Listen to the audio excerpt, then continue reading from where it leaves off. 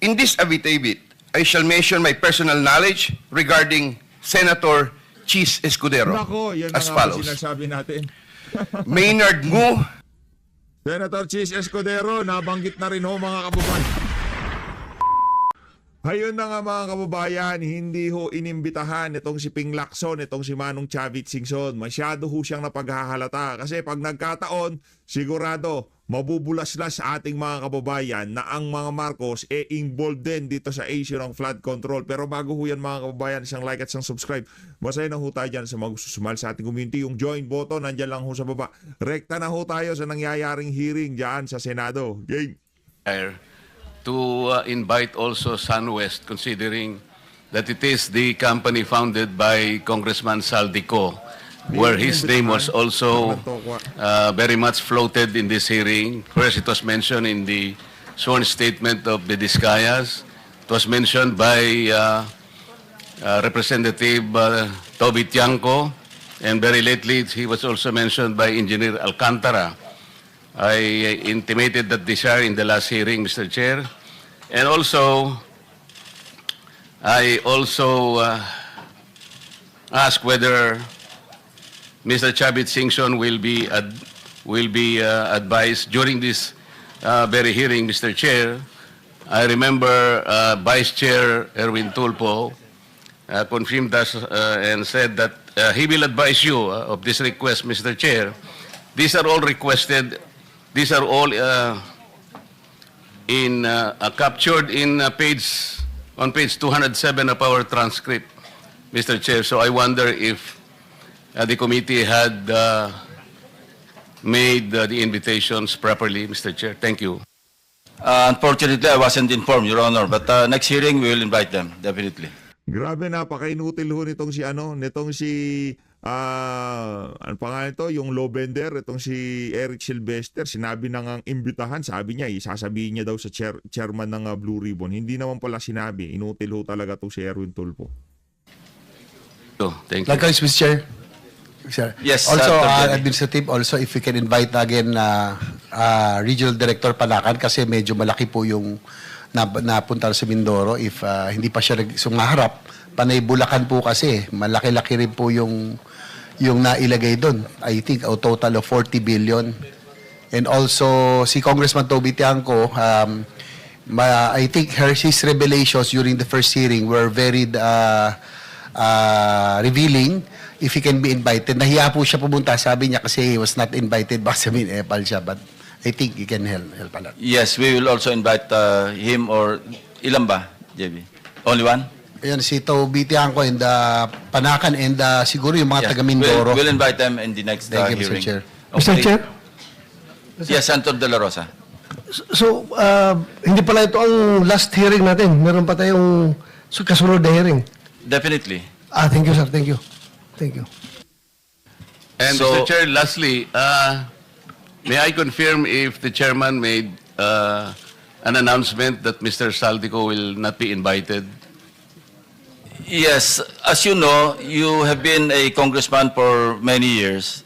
There's what we call interparliamentary courtesy. We do not invite or summon members of Congress in the same manner that they don't invite senators to their hearings. It is up to the congressmen or senators concerned to appear before their inquiries in aid of legislation. That is a tradition. Yes, Mr. And Chair. that tradition is not accorded to individual members of Congress of either house. It is accorded to the institution. Yes. Is that, yeah. You will. Yeah, but if he is expelled, then we'll invite him. He's no longer a member of Congress. Representative Chanco was not expelled, Mr. Chair, but Yes, but he is When he was invited, voluntarily appearing before the committee. yes, but there was an invitation. No, we did not extend any invitation to I was the Representative- one who invited him. Well, I was the chairman. You can speak for yourself. Yes, that's why. He can be invited. There is no violation of interparliamentary. Anyway, that's water under the bridge. He will appear. Bakit naman kasi itong si Ping Lacson, takot na takot ka dito kay Elizalde ko? Bakit ayaw mo siyang imbitahin? Nung chairperson itong si Senator Rodante Marcolet, nung chairperson pa siya ng Blue Ribbon Committee, inimbitahan ho niya itong si Elizalde ko, ay itong si Congressman Toby Tiangco, wala namang problema. Maglabas ka lang ng imbitasyon. na ang Blue Ribbon sa pamumuno mo, iniimbitahan mo itong si Elizalde ko na humarap o sumagot diyan sa mga katanungan ng sambayan ng Pilipino diyan sa Blue Ribbon Committee. Pambihira talaga tong si Lacson. I think anytime now, because he was informed by Senator Ejercito. So can we just proceed? Hindi, We have a long sinasabi ko day. po yung tungkol kay Mr. Saldico. Kung Alright. sakaling halimbawa nandito siya, we can invite him. Okay. Thank you. No issue there. Okay, so today we will hear the testimony of Mr. Si Ping Ho, kailangan pa niya ng tuta na kasama para lamang masagot itong si Senator Rodan. Kailangan pa ho niya itong si Soto. Mantakin niyo yun. Hindi ho niya kaya kung siya lang mag-isa dyan, makikipagsagutan siya dito kay Senator Rodan ni Marcoleta. Hindi ho makakapalagyan si Soto. Nagtutulong-tulong ho yung mga kampo nitong si Marcos Jr. dyan sa Senado para mapatahimik ho nila itong si Senator Rodan ni Marcoleta.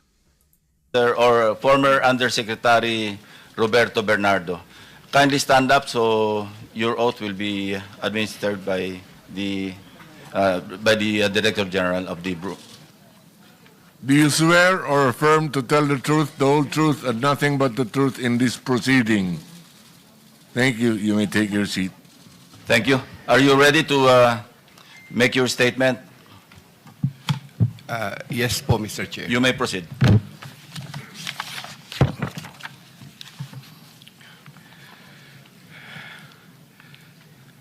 Dear Senator Lacson and honorable members of the Blue Ribbon Committee, I am Roberto Bernardo, formerly an Undersecretary for Operations of the Department of Public Works and Highways, DPWH. I was summoned to appear today before the Honorable Blue Ribbon Committee and required to testify in connection with its ongoing inquiry in aid of legislation into the reported anomalies in certain DPWH projects, flood control projects. Bago ko po ilahad ang aking nalalaman sa mga bagay na nais tumbukin ng kagalang-galang na Blue Ribbon Committee, Pagka ang katabi ho ng resource person, etong si Remulla, medyo diskumpiyado na ho tayo dyan mga kababayan. Malamang sa malamang, ang sworn affidavit na yan, inabot din ho nitong si Remulla sa kanya. Ay, nakakaduda lang Nakita nyo naman ho siguro sa mga kumalat na video sa social media. Meron hong prepared sworn affidavit etong si Alcantara. Tapos pinatungan ho yun Meron hong inabot etong si, kumbaga, wala nang magawa itong si Alcantara Kung ano na yung inabot nitong si Boying, yun na ho ang kanyang binasa. ako po ay umaamin sa aking maling nagawa. Ako po ay hindi naging matatag at tapat sa pagpapatupad ng tungkulin na ipinagkatiwala sa akin ng ating pamahalaan at sambayanan. Taus puso at puno ng pagsisisi na ako po ay humihingi ng kapatawaran sa Diyos sa ating bansa at mga kababayan, gayon din sa aking pamilya, mga kaibigan at sa lahat ng aking binigo. Nakagawa po ako ng pagkakamali at pinahintulutan ko po ang aking sarili na maging kasangkapan sa pagpapatupad ng isang masamang gawain. Handa po akong gawin ang lahat ng nararapat upang maiwasto ang aking kamalian at maiwasan na ito'y mangyaring muli. I wish to assure the Honorable Blue Ribbon Committee of my full cooperation with the investigation.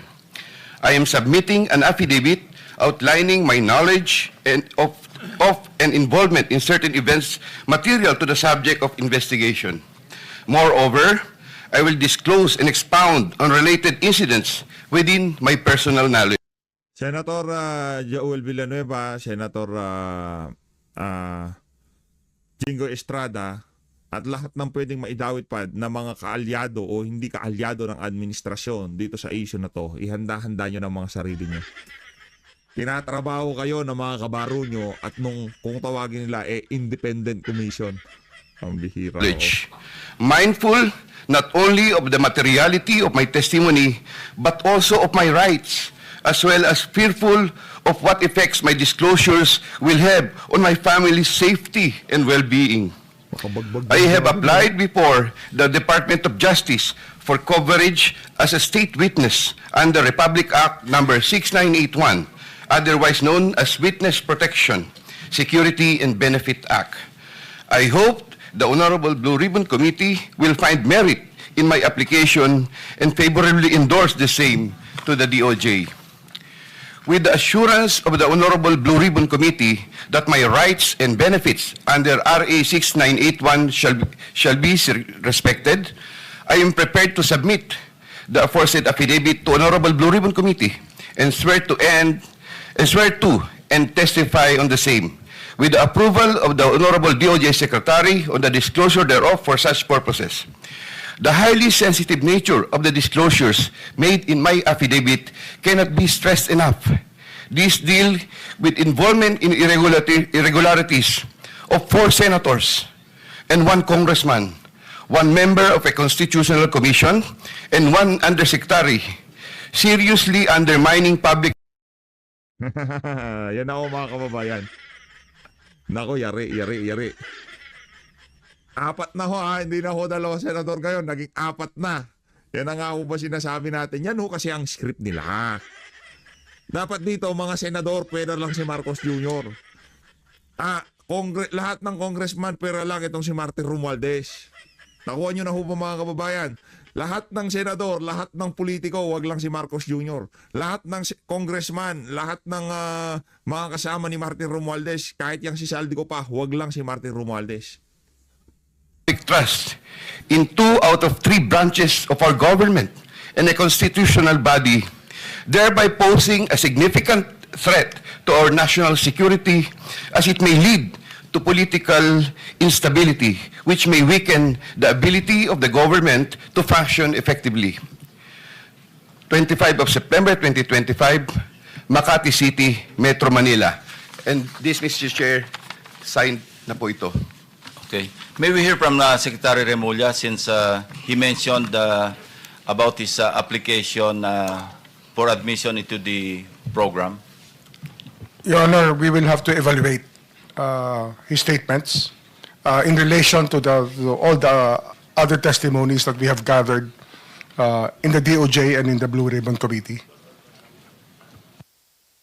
The Senate President, Mr. Chairman, Gunnar. we would like to listen to your sworn affidavit if you have one, or an affidavit that you will swear to. Hindi, baka nakay Boying Remulla pa. Boying, abot mo na yung niya, sworn affidavit niya. To complete the disclosure that you're talking about. Yeah. Otherwise, those are mere general statements. Please, thank you. Yes, Mr. President, Mr. Chair, Banggitin may I mo be na yung allowed 4 to na read senador. Yes, you may proceed, Yusek Bernardo. affidavit.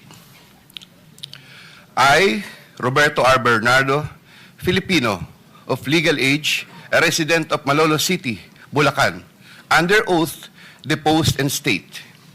In connection with the ongoing Senate Blue Ribbon Committee investigations, I intend to submit this affidavit which provides details of my knowledge about matters within my jurisdiction relating to flood control projects when I was still serving as Undersecretary for Operations of the Department of Public Works and Highways. This affidavit lays out details. Sorry, excuse me. You have your counsel now with you? Yes, sir. Yes, po, Okay, Mr. on Chair. record. Okay. This affidavit lays out details of the involvement of legislators as well as other government officials with a commitment on my part to expand these disclosures as my best recollection of facts and records may serve. Since number 3, since the received an invitation to appear in these proceedings, I began collating, vetting, and consolidating all written communications, documents, tables, and matrices, and lists in my possession, the retrieval of which has been difficult since I retired from public service last August 2025. With the benefit of more time and greater freedom to access files, I am confident that I can provide even more material and relevant evidence that would clarify the issues once and for all. Number 4, more importantly, I am executing and submitting this affidavit with my full and absolute consent as an integral part of my application to be admitted under the Witness Protection Program through the favorable recommendations of the Honorable Chairman of the Blue Ribbon Committee, Senator Ping Lacson, and the Honorable Senate President, Tito Soto, under Section 4 as well as Section 10 of Republic Act Number 6981, otherwise known as Witness Protection, Security and Benefit Act, before the Department of Justice. I attest and confirm that the names, dates, and transactions mentioned hereunder are based on my direct personal knowledge and have ample documentary support where necessary or desirable if given full opportunity to retrieve the same. Background facts. I earned my bachelor's degree in Bachelor of Science in Civil Engineering in 1984. I am a registered civil engineer by profession. In the year 1985, I began my 40-year stint in the DPWH as a laborer.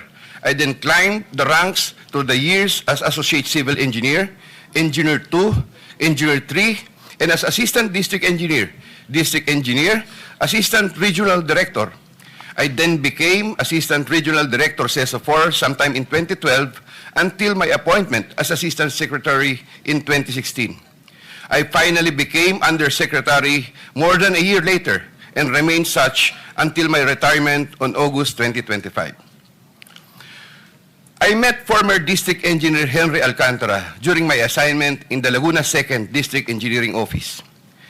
Engineer Alcantara, Engineer Bryce Hernandez, Engineer J.P. Mendoza, and Engineer Aldri Jumasig all belong to the Bulacan 1st DEO. 2020-2040 scheme.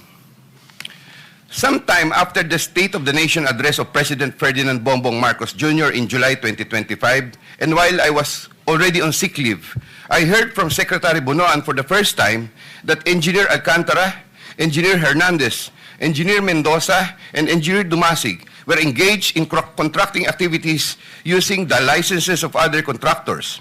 Subsequently, Engineer Hernandez confirmed this arrangement through one of the legislative hearings and by other contractors whose license they used.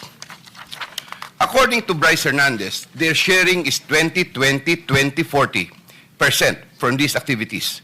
My understanding is that they had prepared and signed documents for purposes of collecting payments, which they then apportioned the profits amongst themselves. However, I must admit that I have no personal knowledge on the exact actions they took to accomplish this scheme, and I can only be asked general questions on the systems in place that would have allowed this modus operandi to happen. I categorically state that I have neither knowledge nor participation in these business activities, which were entirely done by Engineer Alcantara, Engineer Hernandez, Engineer Mendoza, and Engineer Dumasig on their own. Ghost projects. At about the same time, after the 2025 SONA, I also heard for the first time that aside from the 2020-2040 scheme, there were flood control projects, ghost projects, for which Engineer Alcantara, Engineer Hernandez, Engineer Mendoza, and Engineer Dumasig were also responsible. These were confirmed later by Secretary Bunaan during a separate legislative hearings. I called up Engineer Alcantara to ask him about these flood control ghost projects. He denied any participation. Subsequently, he likewise told me that he even convened the officers of Bulacan 1st DEO to confront them about these ghost projects, and that some officers, it was Engineer Hernandez who was the primary person responsible for the same. In the exact words of Engineer Alcantara, si Bryce po yan. I categorically state that I have neither knowledge nor participation in these flood control ghost projects. Congressman Zaldico. My personal knowledge regarding Congressman Zaldico are set out as follows. Congressman Zaldico one time called me to say that he met Engineer Alcantara and wanted to confirm, maayos bang kausap si Engineer Alcantara? To which I replied, maayos po. Engineer Alcantara then told me that Kong Zaldico was asking for a 25% commission, and out of that amount, 2% was to be shared equally between Engineer Alcantara and myself. In his exact words, boss, hati na tayo sa 2%. Furthermore, Engineer Alcantara would tell me every time that he made deliveries of cash to Congressman Zaldico in compliance with his commitment to Congressman Zaldico.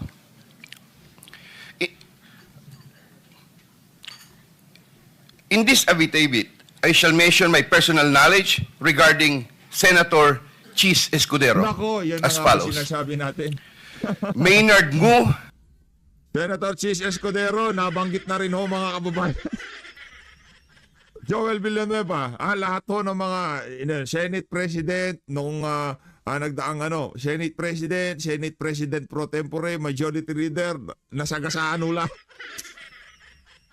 Pambira na to. Kaya mga kababayan, nakita nyo na ho, na talagang ang atumbok ho ng pagdinig na to, linisin ang pangalan ni Martin Romualdez at dito si Marcos Jr. Sa dami ng kabalbalan na to, mantakin nyo, Senate President, nakakuha. Base dito kay, sino ba tong bit-bit na naman itong si Boeing na to? Diba? Pero si Martin Romualdez, siya ho, kung tawag yan, Mr. Clean, di ba? Wala ho siyang bahid kasalanan sa lahat ng kabalbalan na to. Pero yung pinakakadikit niya, itong si Elizalde naku, yan na nga ba sinasabi natin? and I are close friends, and we go years back. He is also a close friend and campaign contributor of Senator Chis Escudero. Maynard Ngu asked me to submit a list of projects. I personally submitted a list of projects to Maynard Ngu, and some of the items therein pertaining to Valenzuela and Marinduque projects were subsequently included in the General Appropriations Act. A copy of the list of Valenzuela and Marinduque projects is here to attach to this affidavit as Annex A. When I gave him the list and in relation to the commitment, I asked him, "Boss, paano to?" Maynard replied, "Bahala ka na." I asked, "Boss, okay na ba ang 20%? Maynard said, "Okay." After inclusion of the projects in the GAA, I delivered 20% of approximately 800 million or about 160 million to Maynard Ngu, which was meant for Senator Escudero. Finally, I would like to add that deliveries of cash were personally made to me by me to Maynard Ngu at his office in Manila. I confirm that Commissioner Lipana requested that he be referred to officers of DPWH Bulacan 1st DEO. I referred him to Engineer Bryce Hernandez. I have no personal knowledge if they were able to secure a project in Bulacan 1st DEO. Furthermore, and subject to possible referral to an executive session upon the approval of the Honorable Chairman, I attest to the broader systemic issues in DPWH that are widespread. My statements hereunder are based on personal knowledge and direct interactions with the personalities involved with great risk to my safety and that of my family members. I confirm the following. Yusek Traigib Olaybar of DepEd. Yusek Traigib Olaybar used to work for Senator Ramon Bong Revilla and Senator Sani Angara before his appointment as Yusek for the Department of Education. Sometime 2010, I met for the first time Yusek Olaybar, who was then working in the office of Senator Bong Revilla. Later, I learned that he transferred to the office of Senator Edgardo Angara and then later to Senator Sani Angara. Sometime 2024, Yusek Olaybar personally called me for a meeting to discuss about unprogrammed appropriations, supposedly for the office of the Executive Secretary. In the said meeting, he requested me to submit a list of projects. After the meeting, I asked Bulacan 1st DEO to prepare a list of projects for funding. Thereafter, Engineer Alcantara submitted a list of projects worth 2.85 billion. Here to attach as Annex B is a list of those projects. Subsequently, I submitted this list to Yusek Olaybar. Yusek Olaybar told me that the commitment is 15%. In his words, "Boss, 15 yan." Thereafter, the DPWH received a special allotment release order for 2.85 billion for the projects listed in Annex B. Engineer Alcantara, from time to time, would collect and deliver the agreed 15% commitment to me, which I delivered or cost to be delivered to Yusek Olaivar in Magallanes, Makati, and other places.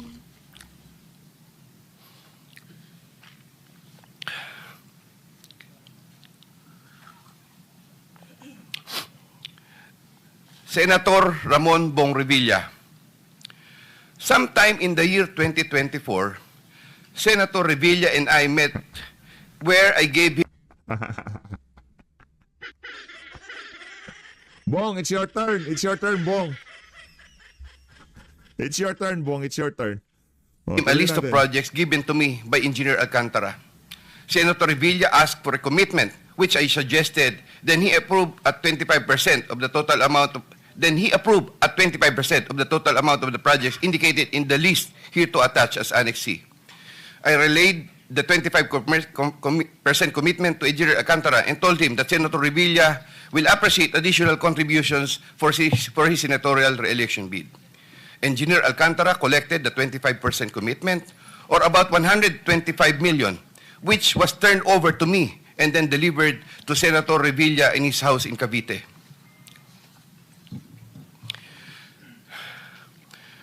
Senator Nancy Binay.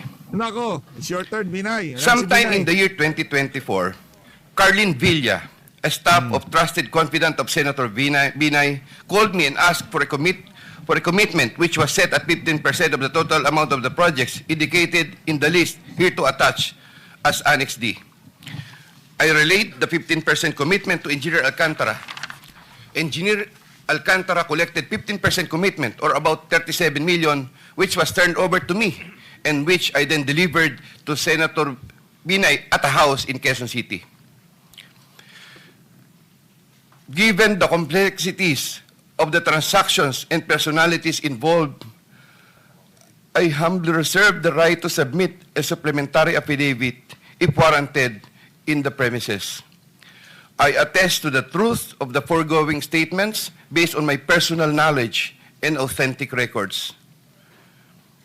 In witness or hope, I will be affixing my signature this day of September 2025 here. Mr. Chair.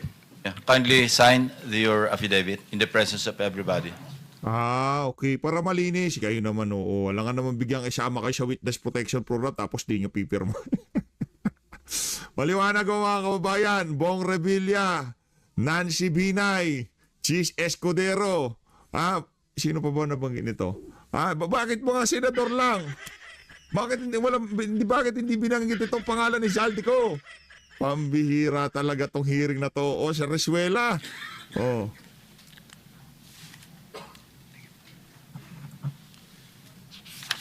Bakbakan ho ito mga kababayan. Mr. Chair, I have already signed it. For the record, you signed the same affidavit that you read, no? Yes po, Thank Mr. you. Chair. Maraming salamat, Yusek. Secretary Remulla is recognized. Your Honor, after hearing his affidavit and his willingness to disclose all other details, After hearing his appeal. Alam mo na yan. Bago pa sumalang yan dyan, alam mo na yan. Dapat habulin lang yung mga senador, yung mga congressman, di kasali, di ba? about the transactions that happened under his watch, may I respectfully ask the committee to allow the DOJ to have an evaluation of Mr. Bernardo immediately. This matter has to be done because of the gravity of the situation and the fact that we may have to really work overtime on legal matters that are needed, or necessary legal matters, so that we can preserve the monies and other things that are involved in this discussion.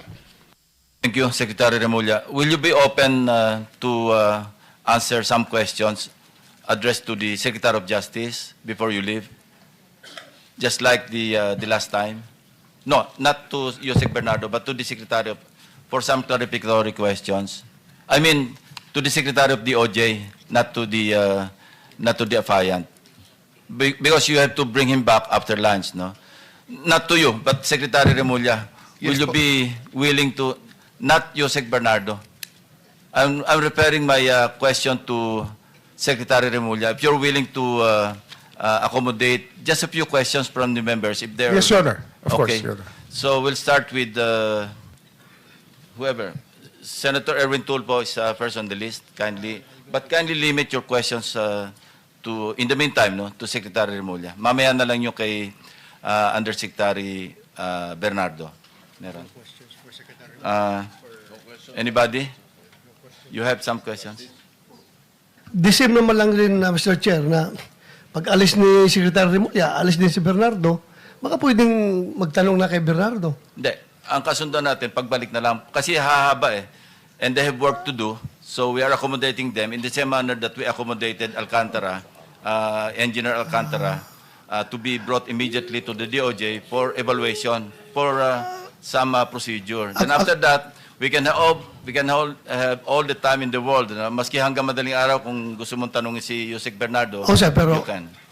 ito, for the benefit of general question. Hindi na, we're just postponing. We're not rejecting your request to wala na. propound questions. Kasi sa akin kasi, sir, pag sabi niya ngayon dito, diretso kagad file ng kaso sa DOJ without Hindi, us no. giving the benefit na makapagtanong man lang kung... Sige. Sen. No, I think the thing is that Pinapirma-pirmahan nyo pa yung affidavit, nagbanggit siya ng mga pangalan, tapos di pwedeng magtanong. Ano yan, lokohan? Yan. the Department of Justice, as much as possible, would like to evaluate first. They will not file any cases against anyone. But subsequently, filing of cases will follow. Kung sana naman bago siya makonsider doon, dito muna sa atin. Dahil sa atin niya nilahad yung statement niya. Correct. So, hindi naman niya nilahad sa DOJ, sa atin muna. So, sana makapagtanong tayo bago natin turn over sa DOJ for... Maniobra kasi nangyayari. Pati doon kay Alcantara. Ano, paglabas yan, okay, good job. Tama yung mga sinabi mo. Ganon? Lang yan. Ganon. their consideration. Pasagutin nyo. Mr. Chair, Pinapirma-pirma I nyo think affidavit. the point... Hearing is suspended. Suspended na. Dahil suspended na ho mga kababayan, kita-kita ho ulit tayo sa susunod na video. Maraming salamat ho sa pag-support sa PH Update. Mag-ingat ho kayong lahat. Huwag ho kayong basta-basta magpabudol dito sa mga senador na aso ni Marcos Jr. dyan sa Senado. Mahalin natin ng Pilipinas.